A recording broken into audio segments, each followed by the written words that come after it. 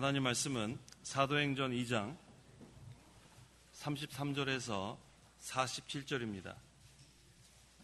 사도행전 2장 33절부터 제가 봉독하겠습니다.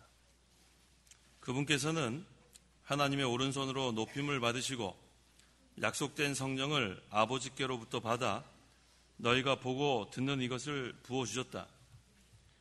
다윗은 하늘에 올라가지 않았으나 그 자신이 말하기를 주께서 내 주께 말씀하셨다. 내가 내 원수들을 내 발 받침대로 삼을 때까지 너는 내 오른쪽에 앉아 있어라 하였다. 그러므로 이스라엘 온 집이 확실히 알 것은 너희가 십자가에 못 박은 이 예수님을 하나님께서는 주님과 그리스도가 되게 하신 것이다. 그들이 듣고 마음에 찔려서 베드로와 다른 사도들에게 말하기를 형제들아 우리가 무엇을 하여야 합니까 하니 베드로가 그들에게 말하였다. 회개하라. 그리고 너희가 죄를 용서받기 위하여 예수 그리스도의 이름으로 각각 세례를 받아라. 그러면 너희가 성령을 선물로 받을 것이다. 이 약속은 너희와 너희 자녀들과 먼데 있는 모든 이들 곧 주 우리 하나님께서 부르시는 모든 이들에게 하신 것이다. 베드로가 여러 가지 다른 말들로 확증하고 그들을 권면하여 말하기를 너희가 이 사악한 세대에서 구원을 받아라 하니 그의 말을 받아들인 자들이 세례를 받았으며 그날에 약 3,000명이 더하여졌다. 그들이 사도들의 가르침을 받는 일과 교제하는 일과 빵을 떼는 것과 기도에 전념하였다. 모든 이들에게 두려움이 임하였고 많은 놀라운 일들과 표적들이 사도들을 통하여 나타났다. 믿는 자들이 다 함께 지내면서 모든 물건을 함께 소유하였고 재산과 소유를 팔아 그것들을 각 사람에게 필요한 대로 나누어 주었다. 그리고 날마다 한 마음으로 성전에 모이기를 힘쓰고 집집에 모여 빵을 떼면서 기쁨과 순전한 마음으로 음식을 함께 먹고 하나님을 찬양하였다. 그들이 모든 백성에게서 칭찬을 받았으며 주께서 날마다 그 모임에 구원받는 자들을 더하셨다. 47절까지 읽겠습니다. 이 시간 증거의 말씀의 제목은 성령의 역사와 교회의 부흥, 성령의 역사와 교회의 부흥이라는 제목으로 말씀 증거하겠습니다. 33절 그분께서는 하나님의 오른손으로 높임을 받으시고 약속된 성령을 아버지께로부터 받아 너희가 보고 듣는 이것을 부어주셨다. 하나님의 오른손으로 높임을 받으시고 라고 했는데 이 오른손은 능력을 가리킵니다. 하나님의 능력으로 예수님이 높임을 받았다. 그 다음에 약속된 성령을 아버지께로부터 받아 그랬죠. 이 약속하신 성령, 보혜사 성령을 아버지께 받아 제자들에게 부어주셨습니다. 그런데 우리 성령은 누구한테 나오는가? 이걸 알아야 됩니다. 성령은 성부로부터만 나오는가? 성부와 성자로부터 나오는가? 어떤 게 맞아요? 첫째는 성부로부터만 나온다. 하나님 아버지로부터만 나온다. 두 번째는 성부와 성자로부터 나온다. 어떤 게 맞아요? 1번, 2번. 1번 손 들어보세요. 1번. 네. 2번 손 들어보세요. 세 번째는 난 관심 없다. 관심이 있어야 돼. 관심이 있어야 돼. 이게 얼마나 큰 일인지 몰라요. 기독교 교회사가 이것 때문에 얼마나 큰 사건인지 몰라요. 이 사건이 뭐냐 하면 필리오케라는 그런 단어, 라틴어인데 이 필리오케라는 뜻이 뭐냐 하면 그리고 아들로부터 그런 뜻이에요. 필리오케. 그리고 아들로부터. 그러니까 이 필리오케가 그리고 아들로부터라는 거 보니까 한쪽은 성부로부터만 왔다고 주장하는 사람, 그 다음에 한쪽은 성부 그리고 아들로부터, 성부와 성자로부터 왔다. 두 가지 이렇게 갈라지는 거예요. 그게 언제 갈라졌냐면 1054년. 이것을 대분열이라고 그럽니다. 영어로 Great Schism이라고 그러는데 교회사에서 아주 큰 일이에요. 필리오케 사건. 그래서 이 필리오케 사건을 통해서 성부로부터만 왔다고 믿는 사람들을 동방교회 사람들이 주장하고 성부와 성자로부터 왔다고 믿는 사람들이 서방교회라고 하면은 오늘날의 그 로만 캐톨릭 천주교를 말합니다. 동방교회는 무슨 정교라고 붙는 거 있죠? 러시아 종교, 헬라 정교, 이걸 동방교회라 그래요. 이스턴 올소더스 철치라 그럽니다. 그래서 이 성령이 성부로부터만 왔다고 주장하는 데는 동방교회에서 주장하는 거고, 그 다음에 성부와 성자로부터 필리오크, 그리고 아들로부터 이렇게 왔다고 주장하는 것은 서방교회.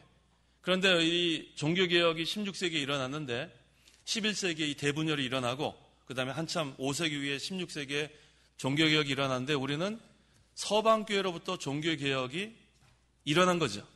그래서 우리 이 개신교, 프로테스탄트가 믿는 것은 그리고 아들로부터 필리오케를 믿는 거예요. 그래서 이 성령은 아버지께로부터 그리고 아들로부터 온 거, 이렇게 우리가 믿어야 되겠어요. 자, 이제는 정답을 알려드렸어요. 자, 성령은 성부로부터 왔다 1번, 성부 그리고 성자로부터 왔다 2번, 나는 관심 없다 3번. 몇 번이에요? 2번이에요. 확실히 아셔야 돼요. 그래서 성부로부터 성령이 오셨고 성자로부터 성령이 오셨다. 34절 35절 34절 다윗은 하늘에 올라가지 않았으나 그 자신이 말하기를 주께서 내 주께 말씀하셨다. 내가 내 원수들을 내 발받침대로 삼을 때까지 너는 내 오른편에 앉아 있으라 하였다. 이 말씀은 시편 110편 1절을 인용한 말씀입니다. 주께서 내 주께라고 했죠? 이 주라는 말이 두 번이 나오는데 앞에 나온 주는 하나님, 두 번째 나오는 주는 그리스도. 그러니까 주께서 내 주께를 거기다가 이렇게 바꿔서 해보면 하나님께서 그리스도께, 이렇게 우리가 생각하면 되겠어요. 하나님께서 그리스도께 말씀하셨다. 그러니까 예수 그리스도는 육신으로는 다윗의 자손이지만 신성으로는 다윗의 주가 되는 거예요. 그래서 다윗이 주라고 했습니다. 내 원수들을 내 발 받침대로 삼을 때까지라고 했죠. 이것은 그리스도께서 원수를 다 정복하게 될 것을 말합니다. 그래서 원수가 다 정복당하고 하나님께서 그 불순종하는 세력과 권세와 그런 모든 원수들을 다 복종시킵니다. 그래서 발 받침대가 된다는 뜻은 완전히 정복한다, 그런 뜻으로 우리가 생각하면 됩니다. 고린도전서 15장 24절에서 26절 24절 그 다음은 마지막인데 그때는 그분께서 모든 권력과 모든 권세와 권능을 없애버리시고 그 나라를 하나님 아버지께 바치실 때이다. 그분께서 모든 원수들을 그 발 아래 두실 때까지 다스리실 것이니 마지막으로 멸망받을 원수는 사망이다. 네, 마지막으로 멸망받을 원수는 사망이다. 완전히 사망 권세를 정복한다, 그런 뜻입니다. 그래서 내 오른쪽에 앉아 있어라. 이 오른쪽은 권세의 자리, 능력의 자리, 요긴한 자리를 의미합니다. 36절 36절 그러므로 이스라엘 온 집이 확실히 알 것은 너희가 십자가에 못 박힌 이 예수님을 하나님께서는 주님과 그리스도가 되게 하신 것이다. 자, 지금 이 말씀을 누가 증거하냐면 베드로가 유대인들에게 증거하는 거예요.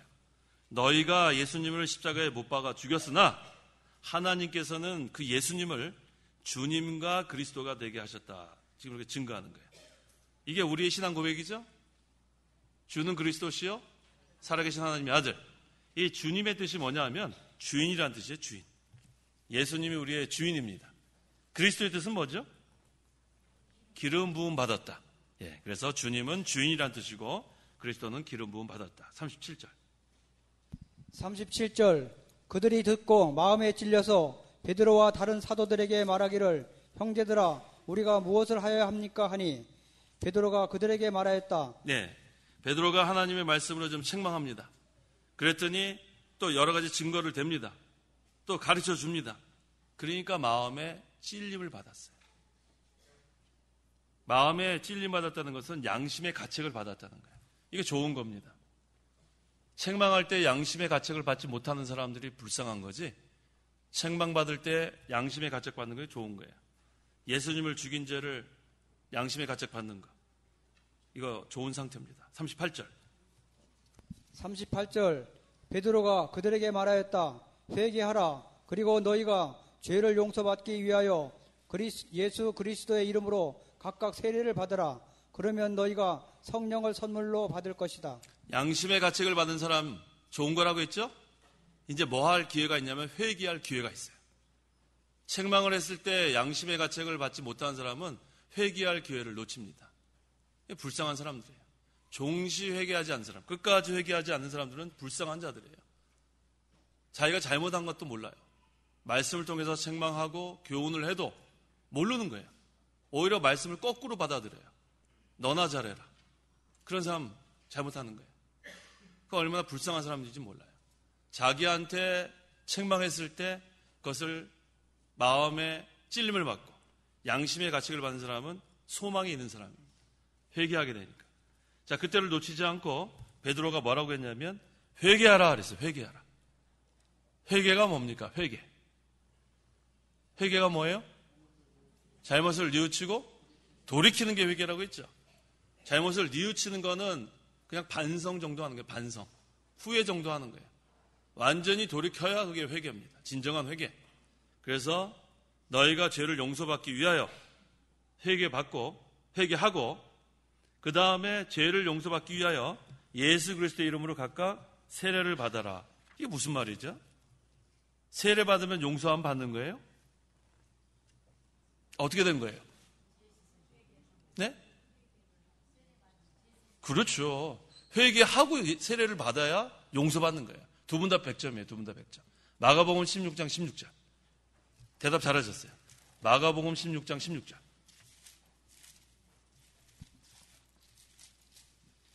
16절. 믿고 세례를 받는 자는 구원을 받을 것이고 믿지 않는 자는 정죄를 받을 것이다. 그렇죠. 믿고 세례를 받는 자가 구원받는 거예요. 믿음과 회개는 동전의 앞뒤와 같은 거라고 했죠. 그래서 믿음과 회개를 합해서 뭐라 그래요? 회심이라고 하는 거예요. 회심. 그 단어가 그런 뜻이에요. 회심, 그거는 두 가지 요소가 있어요. 믿음과 회개. 그래서 믿고 회개하는 자가 세례를 받아야 돼요. 그래야 구원을 받는 겁니다. 마가복음 16장 16절에 있는 말씀처럼. 그래서 이제 믿고 회개하는 자에게는 성령이 임하시는 거예요. 그게 바로 성령 세례예요. 성령 세례. 우리가 믿고 회개하는 자가 성령 세례를 받습니다. 그 다음에 성령 세례를 받은 사람이 성령의 주장과 인도를 계속 받는 것을 뭐라 그랬어요? 성령 충만이라고 했어요. 헷갈리면 안 됩니다. 성령 세례는 몇 번 받아요? 한 번. 성령 충만은 몇 번 받아요? 계속해서 받는 거예요. 헷갈리시면 안 돼요. 그래서 우리가 성령이 한 번 우리에게 내주하시면 떠나지 않으세요. 성령께서 떠날까 걱정할 필요가 전혀 없습니다. 성령은 떠나지 않아요. 늘 왜? 우리가 전부 다 성령의 전이라고 했죠? 성령의 전인데 성령이 떠날 리가 있나요? 그런데 우리가 성령의 인도를 잘 받지 않으면 성령 충만할 수는 없어요. 성령 충만은 양적인 개념이 아니라고 했죠. 양적인 개념이 아니에요. 여기 뭐 이렇게 차 있는 그런 뭐가 가득 차고 성령이 넘치고 그런 거 아니에요. 성령 충만이라는 것은 성령의 인도를 온전히 받아나가는 게 성령 충만이에요. 그래서 항상 자기를 쳐서 복종시키고 성령의 인도를 잘 받으면 성령 충만한 생활 해나갈 수 있습니다.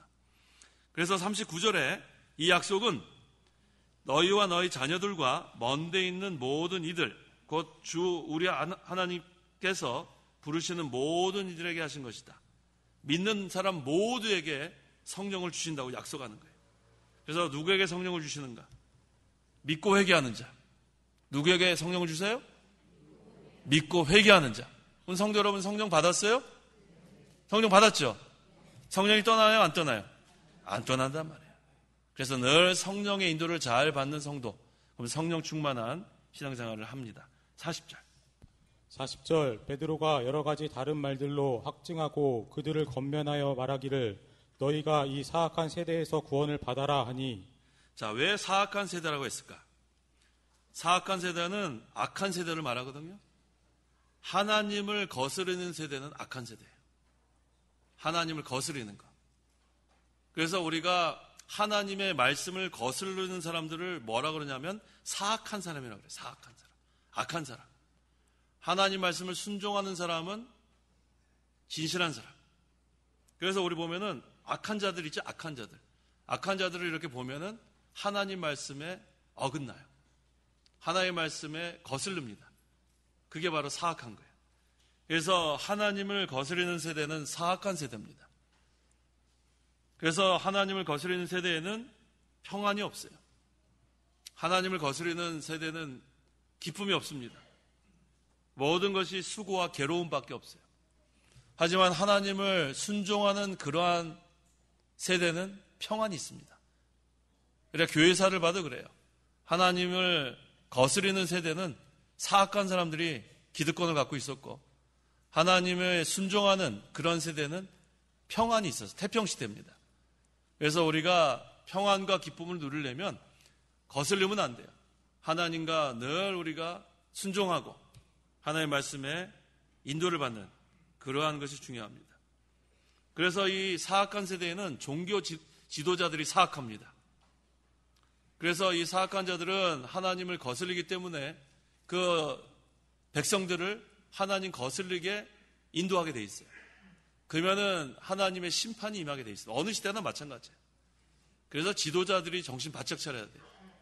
지도자들이 하나님의 말씀을 순종하고 인도해야지, 지도자가 하나님을 거슬리게 되면 그 교인들도 거슬리는 교인들이 되고, 그러면 그 다음에는 하나님의 심판이 임하는 거예요.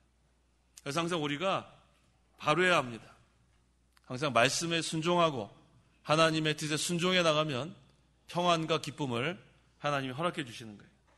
그래서 너희가 이 사악한 세대에서 구원을 받아라.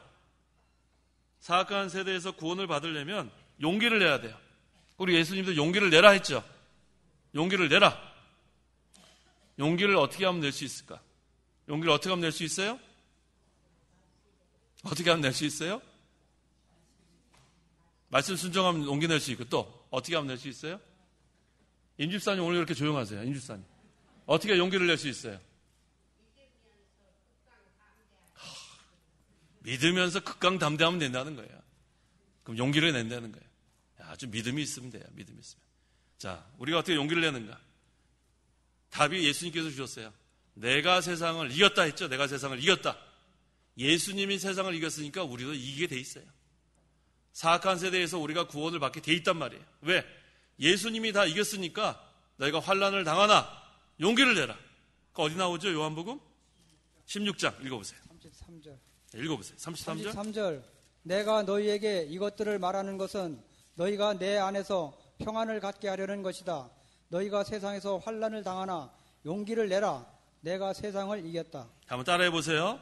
너희가 세상에서 환난을 당하나 용기를 내라. 내가 세상을 이겼다. 누구 말씀이에요? 예수님 말씀이에요. 하나님 말씀이에요. 걱정할 게 없어요. 여기 위에 나와 있잖아요. 너희가 내 안에서 평안을 갖게 하려는 것이다. 용기를 내라. 사악한 세대에서 구원을 받으면 우리 예수님의 평강이 임하게 돼 있습니다. 그래서 우리 걱정할 게 하나도 없어요. 그래서 너희가 이 사악한 세대에서 구원을 받아라. 용기를 내라는 거예요. 용기를 내라. 내가 세상을 이겼다. 이 사악한 세상에서 너희들이 구원을 받을 수 있다. 환난을 당하나 용기를 내라. 내가 너희를 평안을 주려고 한다. 그런 뜻입니다. 41절. 41절. 그의 말을 받아들인 자들이 세례를 받았으며 그날에 약 3,000명이 늘어났다. 자, 베드로가 말씀을 선포했는데 3,000명이 믿었다는 거예요. 3,000명. 야, 이 3,000명 참 약 3,000명이라고 했죠? 더 될 수도 있어요. 이게 하나님의 역사예요. 하나님의 역사. 우리가 하려고 하면 한 사람도 믿게 할 수가 없는데 단 한 명도 믿게 할 수가 없어요. 우리 해봤잖아요. 해보셨어요? 저도 해봤는데 한 사람도 믿게 할 수 없어요. 한 사람도.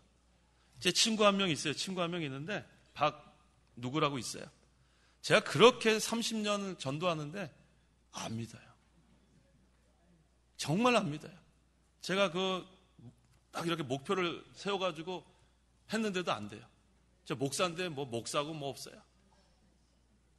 근데 그렇게 전도를 하는 가운데 이 친구가 종교를 3번이나 바꿨어요. 근데 기독교로 좀 바꾸면 좋겠는데 불교 갔다가 천주교 갔다가 지금 무교에 또. 제가 얼마나 열심을 하는지 몰라요. 열심을 해도 안 돼요. 결국은 뭐냐? 우리는 한 명도 믿게 할 수 없다는 결론을 제가 확실하게 얻었어요. 하지만 하나님이 역사하시면 3,000명을 믿게 할 수 있는 거예요. 그거 우리가 믿습니다. 그래서 성령과 큰 확신, 능력, 이거 가지고 우리가 말씀을 선포할 수 있는 분명한 명분이 있습니다. 42절. 42절 그들이 사도들의 가르침을 받는 일과 교제하는 일과 빵을 떼는 것과 기도에 전념하였다. 자, 이제 성령의 역사로 이렇게 하루에 3,000명이 믿는 역사가 있었는데, 자, 42절부터는 교회가 부흥되는 비결이 나와요. 자, 우리 창강교회도 이와 같이 하면 되겠죠? 자, 첫째 어떻게 했는가? 첫째가 뭐부터 시작했냐면 사도의 가르침을 받았다가 중요한 거예요. 이 예배에 가장 시간을 많이 할애하는 것이 말씀 선포하는 거죠. 우리 보세요. 아까 2시에 시작했잖아요. 자, 보통 3시 전후로 끝납니다. 그 중에서 설교를 제가 한 35분에서 40분 정도 해요. 제일 길게 하죠. 예배 시간에 가장 중요한 것이 말씀 가르치는 거예요. 말씀 선포하는 거. 이게 중요합니다. 그런데 제가 그 신대원 다닐 때 어떻게 배웠냐면은 그 설교 시간을 25분 딱 거기서 끊으라 그래. 25분. 근데 가만 생각해 보니까 25분 하려니까 좀 부족해요. 그래도 우리 그 웨스트민스터 신대원은 개혁주의 학교이기 때문에 25분이에요. 25분. 다른 신학교에서는 15분 하라는 데도 있어요. 15분. 15분 하게 되면 어떻게 됩니까? 성가대 찬송 10분, 또 무슨 특송 몇 분, 또 무슨 그렇게 해가지고 설교는 그렇게 짧게 되는 그런 경우. 그래서 예배 시간에 이 말씀 가르치는 시간이 줄어들면 안 됩니다. 특별히 오늘날 열린 예배라는 게 있죠. 열린 예배. 열린 예배 우리는 참여해 본 적이 없지만 저는 참여해 본 적이 있어요. 뭐가 잘못됐는가 보러 갔어요. 그랬더니 설교를 5분 하더만요. 5분. 근데 5분 내에 어떻게 그렇게 잘하는지 몰라요. 5분 내. 5분 내에 하려니까 얼마나 거기다가 엑기스를 다 집어넣겠어요.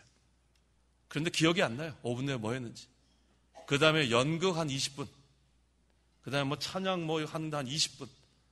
그렇게 한 2시간 하는데 설교 5분 하더만요. 이게 문제가 큽니다. 그래서 우리가 점점, 우리 이전에는 우리 김현봉 목사님 2시간 했다고 제가 들었는데, 맞습니까? 김현봉 목사님 설교 들어보신 분 계세요? 예, 몇 분 하셨어요? 한 2시간 하셨어요? 2시간도 더 하셨대요. 2시간도 더. 쭈그리고 앉아가지고 파리채 들고. 예, 그래요. 실제로 이렇게 보신 분은 실감이 나죠. 2시간도 더 하셨죠. 근데도 그때 졸았어요? 좋은 사람 없죠? 그때 에어컨이 없었잖아요. 에어컨도 없었고. 마이크도 없었어요? 마이크도 없었어요. 그 목소리가 얼마나 크게 쩌렁쩌렁 하셨을까?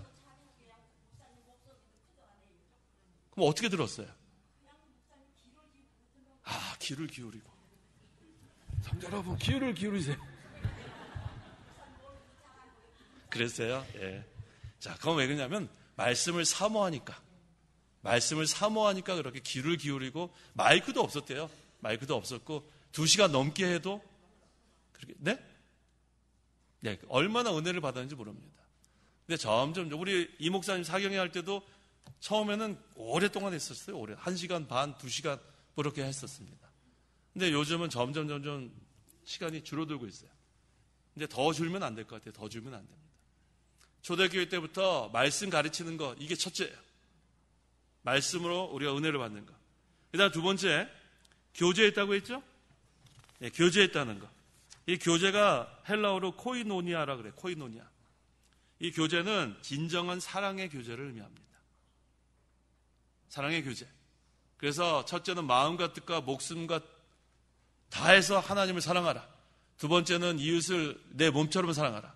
이 교제는 이웃을 내 몸처럼 사랑하는 그런 교제를 의미합니다. 그 다음 3번째는 빵을 떼는 거. 그래서 제가 늘 그러잖아요. 먹고 마시는 거 그거 잘못되는 것이 아니라 그랬죠. 근데 하나님 나라는 먹고 마시는 게 첫째가 되면 안 된다는 거예요. 그렇죠. 말씀이 첫째가 되고 예배가 첫째가 되고 그 다음에 빵을 뗄 수 있어요. 그거 괜찮습니다. 그 다음에 중요한 게 뭐냐면 기도에 전념하는 거예요. 처음에 가르침, 말씀으로 시작해서 기도로 끝나는 거예요. 이게 바로 초대교회 부흥의 비결입니다. 그래서 우리도 부흥하는 비결은 이거예요. 말씀에 모든 걸 다 걸어야 돼요. 말씀이 좋아서 모이는 교회가 돼야 합니다. 진리를 사모해서 모이는 교회. 그러면은 그 교회는 진짜 교회입니다. 진짜 교회.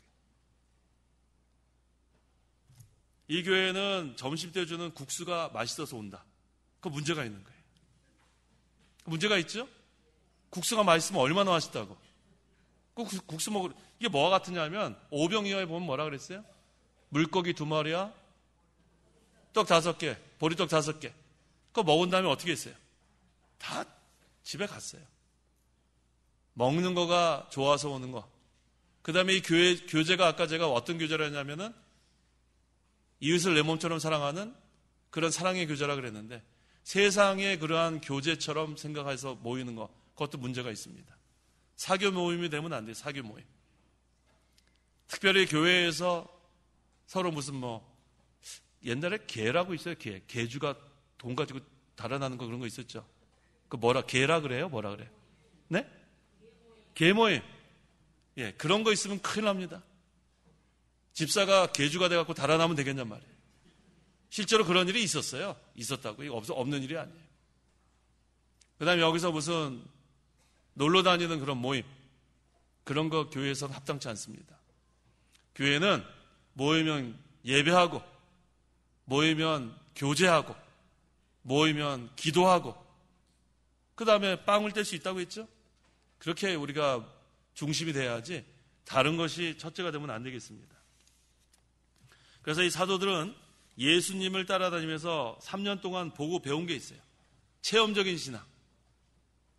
우리 좀 전에 집사님도 이전에 김현봉 목사님 직접 들으니까 얼마나 실감나게 말씀하세요. 우리 이 목사님한테 직접 배웠죠? 직접 배운 사람 한번 손 들어보세요. 이병기 목사님한테 직접 배운 사람. 우리 직접 배웠단 말이에요? 그러면 우리 어떻게 해야 되겠어요? 실감나게 가서 얘기할 수 있죠? 실감나게 얘기할 수 있죠? 우리 목사님 배운 게 너무 많아요. 전 지금 갑자기 생각나는 게 양통. 양통이 뭐라 했어요? 양통. 살아도 좋고 죽어도 좋고 양통 아니에요? 그 우리 다른 데 가서 그런 거 단어 들어본 적도 없어요. 양통. 살아도 좋고 죽어도 좋고 그 외에 얼마나 많은지 몰라요. 실감나게 얘기할 수 있단 말이에요. 근데 이 제자들이 예수님을 3년 동안 따라다니니까 실감이 나는 거예요. 실감이 나요. 이거 아주 보고 들은 것을 잘 가르쳤습니다. 특별히 성령의 감동으로 가르쳤어요. 성령의 감동. 성령의 감동으로 가르치면 거기에 생명의 역사가 있습니다. 그 다음에 이 제자들이 잘한 게 뭐냐면 순종할 때 큰 역사가 있었어요. 베드로가 지금 하나님 말씀을 선포하고 하나의 큰 역사가 일어나서 3,000명이 믿었죠? 그전에도 어떤 일이 있었는가? 누가복음 5장 5절. 벌써 큰 역사를 경험한 사람은 다릅니다. 누가복음 5장 5절. 5절 시몬이 대답하여 말하였다. 선생님, 저희가 밤새도록 수고하였지만 아무것도 잡지 못하였으나 선생님의 말씀을 따라 그물을 내리겠습니다 하고. 자, 이게 어떤 일이죠? 그렇죠. 밤새도록 물고기 잡으려고 했어요. 이 베드로는 잔뼈가 굵은 사람이에요. 몇 시쯤에 어느 곳에 그물을 내리면은 많이 잡은 거 알아요, 몰라요? 알고 있었어요. 근데 그날은 한 마리도 못 잡았어요. 한 마리도. 그런데 예수님께서 오셔가지고 거기 4절에 너는 깊은 데로 나가라. 그런 다음에 그리고 너희는 그물을 내려 고기를 잡아라. 이미 그곳에 가서 그물을 내렸어요. 그런데 한 마리도 못 잡았는데 또 하라고 했어요.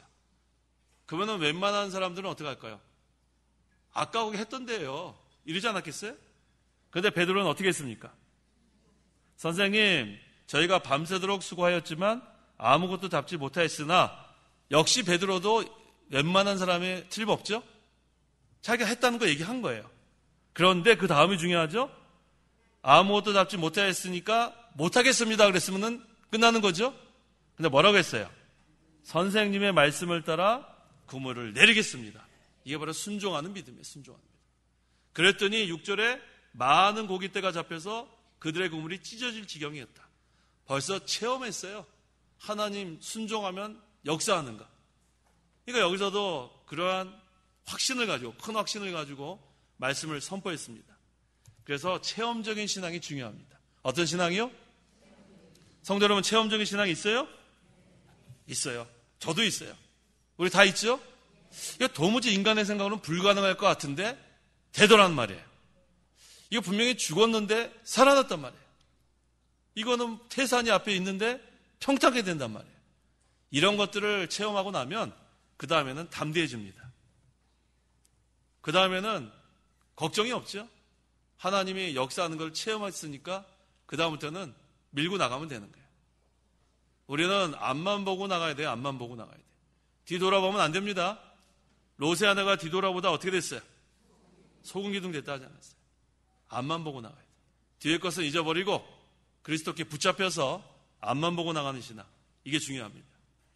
근데 여기 지금 특별히 빵을 떼는 걸 했다 그랬죠. 아까 그 사도의 가르침을 받고 교제하고 빵을 떼는 거. 이 초대교회는 두 가지가 있어요. 빵 떼는 게. 애찬이 있고 성찬이 있어요. 애찬과 성찬.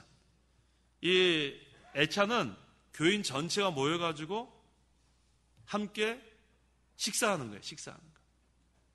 식사하는 게 애찬인데, 우리 지금 창간교회처럼 도시락 이렇게 각자가 가지고 와서 이렇게 먹는 거, 그게 아니라 이렇게 사람들이 모여가지고 이렇게 같이 먹는 거예요. 다 모여가지고. 우리 각자 이거 하니까 뭐 누가 뭐 싸우는지 잘 모르잖아요. 그런데 이렇게 다 모여가지고 이렇게 먹게 되면 어떻게 되냐면은 부자들은 갈비도 좀 가져오겠고, 잡채도 좀 가져오겠고, 또 뭐가 있어요? 임집사님 또 뭐 있어요? 떡갈비 했어요. 갈비, 떡갈비, 잡채, 전, 뭐 추석 음식 뭐 많잖아요, 그렇죠? 예, 그다음 과일도 뭐 멜론, 뭐 많이 가져올 거 아니에요. 근데 가난한 사람 뭐 가져오고 있어요? 가난한 사람 김치만 가져와요? 예. 그러고 보니까 우리 옛날 생각나네요. 우리 옛날에 우리 젊은 학생들은 모르겠어요. 도시락 옛날에 우리 싸가는 시절 진주햄 소세지, 그게 최고 반찬이죠. 거기다가 계란 좀 말면은, 그러면은 본인은 잘 못 먹어요. 득달같이 달려져 하나씩 뺏어가면은. 네, 그런 거예요. 부자는 잘 싸울 거 아니에요? 그러니까 상대적으로 가난한 사람은 못 싸운단 말이에요. 그래서 이것이 폐단이 돼가지고 그 다음에 주 412년 칼타고 회의에서 애찬을 폐지하기로 결의했어요. 이건 역사적인 그러한 연도예요. 주 412년 칼타고 회의에서 애찬을 폐지하자. 이건 폐단이 너무 많다. 그래서 애찬은 이제는 폐지되고 우리 개혁주의 교회에서는 성찬만 하는 거예요. 떡을 뗀다는 것은 그래서 오늘날은 성찬을 의미합니다. 그 다음에 기도에 전념했다는 거. 자, 43절. 43절. 모든 일에게 두려움이 임하였고 많은 놀라운 일들과 표적들이 사도들을 통하여 나타났다. 사도의 가르침을 받고 교제하고 그다음에 성찬, 그 당시에는 애찬도 했겠죠. 빵을 떼고 기도에 전념하고, 그래서 하나님의 역사가 분명히 나타났습니다. 많은 놀라운 일과 표적들이 나타났습니다. 이 교회에 생명의 역사가 있고 마귀의 세력이 깨져나가는 이적이 나타났어요. 그러니까 이제는 모든 이들에게 두려움이 임했고 이제는 하나님의 역사가 다 드러났습니다. 44절, 45절. 44절. 믿는 자들이 다 함께 지내면서 모든 물건을 함께 소유하였고 재산과 소유를 팔아 그것들을 각 사람에게 필요한 대로 나누어 주었다. 초대교회에서는 모든 물건을 함께 소유하고 또 재산과 소유를 팔아 각 사람에게 필요한 대로 나눠줬다고 했습니다. 왜냐하면 목적이 가난한 사람은 구제하려는 게 목적이었어요. 자기 재산을 자기가 다 혼자 부유하게 누리는 것이 아니라 청지기 사명, 하나님 것인 줄 알고 다 우리가 가난한 자들 불쌍히 여겨서 재산을 하나님께 바치고 그 다음에 가난한 사람 나눠주고 구제하는 것, 그렇게 사용을 했습니다. 그런데 이 초대교회 교인들이 왜 불평하지 않고 이렇게 했는가? 그 이유는 하나님 사랑했기 때문에. 이 모든 것은 하나님 거다. 청지기 사명. 그 다음에 믿음을 썼습니다. 하나님의 은혜가 너무 감사하니까 그 다음에 가난한 사람들을 도와주는 것. 그 다음에 재산 모으는데 급급하지 않고 하나님 위해서 살겠다는 그런 정신, 바로하겠다는 정신. 그렇기 때문에 그렇게 했는데도 불구하고 불평하는 사람 없이 함께 이렇게 잘 나눠주는 생활을 한 것입니다. 46절. 그리고 날마다 한 마음으로 성전에 모이기를 힘쓰고 집집에 모여 빵을 떼면서 기쁨과 순전한 마음으로 음식을 함께 먹고. 여기 중요한 것은 한 마음이에요. 한 마음에다 줄을 치세요. 한 마음. 마음이 하나가 돼야 부흥합니다. 마음이 하나가 돼야 돼요. 날마다 한 마음으로 성전에 모이기를 힘쓰고. 마음이 제각각이면은 분열이 되게 돼 있어요. 한 마음. 이 한 마음은 누구의 마음이라고요? 예수님의 마음은 어떤 마음이에요? 온유와 겸손. 온유와 겸손은 다른 말로 하면 순종이라고 했죠. 순종. 순종하는 마음. 자기 마음, 자기 생각 다 내버리고 예수님의 마음을 가지면 한 마음이 됩니다.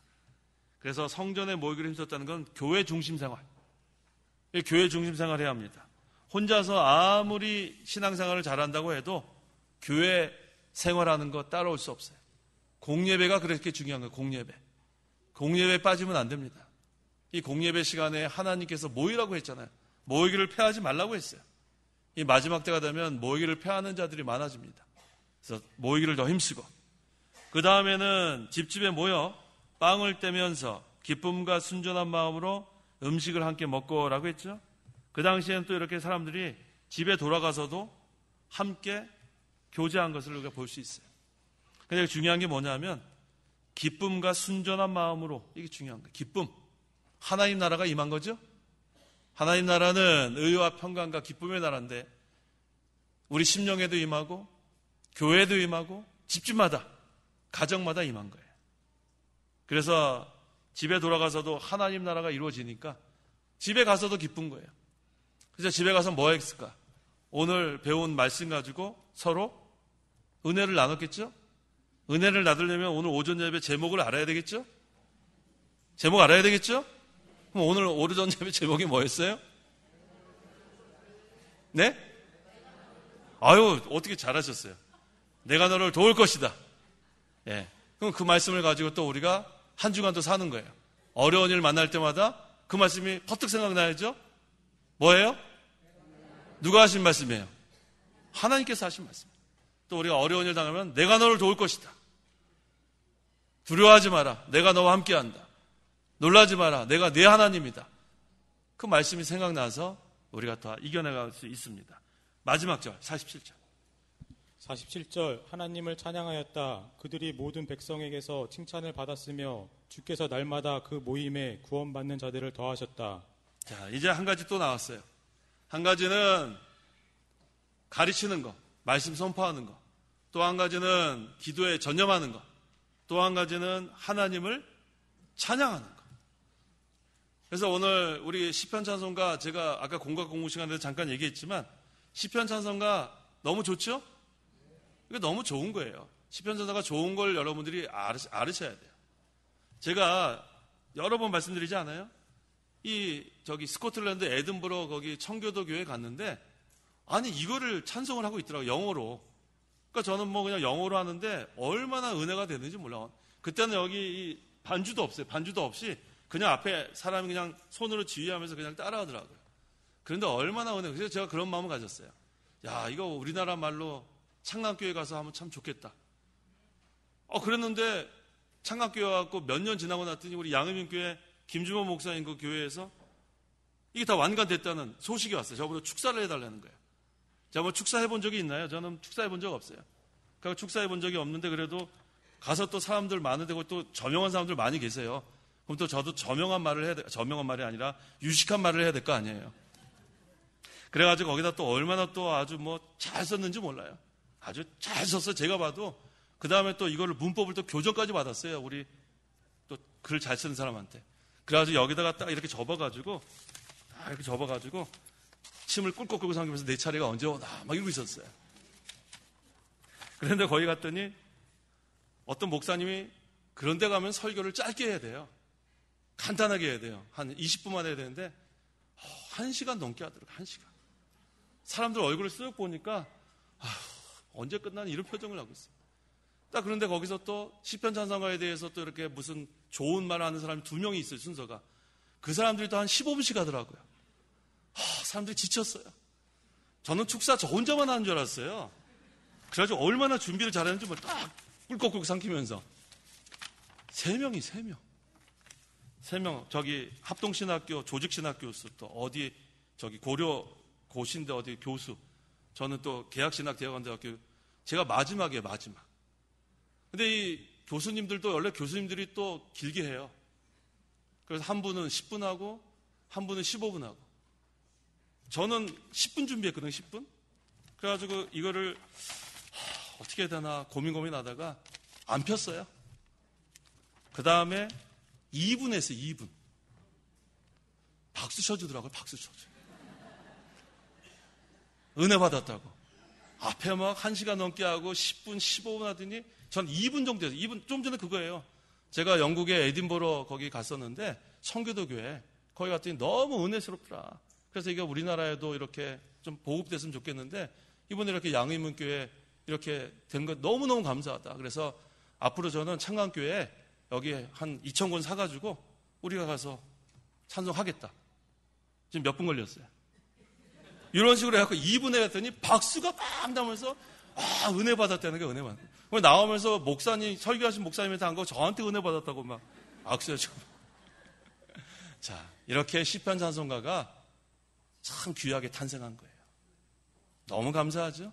그때 저랑 누구랑 같이 갔냐면 우리 정재석 사님이랑 같이 가셨어요. 작년에 제가 한 2분밖에 안 했죠? 2분밖에 안 했어요. 자, 그러니까 우리가 이게 귀한 거, 지금 얼마나 지금 복음성과 또 CCM, 얼마나 지금 이런 것들이 지금 난무하는지 몰라요. 그거는 사람들이 무슨 뭐 영감이나 이런 것들이 아닌 그냥 여러 가지 요소들이 많이 가미되어 있는데 시편 찬송가는 가사도 성경 말씀 그대로. 이거 얼마나 좋아요. 그 다음에 이 청교도 신앙 가진 사람들이 곡을 지었으니까. 이거 얼마나 이걸 모르는 사람들이 이거 시편 찬송가 이거 처음 들어보는 거다. 오해할 수 있지만 오해할 게 전혀 없어요. 성경 말씀에다가 청교도 신앙 가진 사람들이 곡을 붙인 게 시편 찬송가예요. 얼마나 좋은지 몰라요. 그래서 지금 개혁주의 교회 시편 찬송가 보급이 잘 되고 있어요. 얼마 전에는 우리 고신 총회에서도 가결이 돼가지고 이게 보급이 될 겁니다.